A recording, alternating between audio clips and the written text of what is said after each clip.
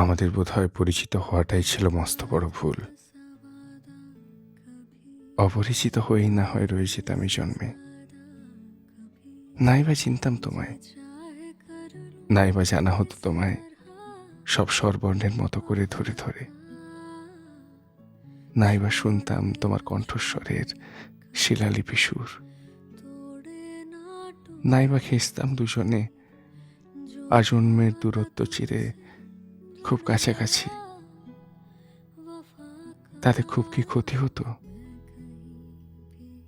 কিছু পরিচয়ের পরিণামটা সবসময় সুন্দর হতে দেখিনি।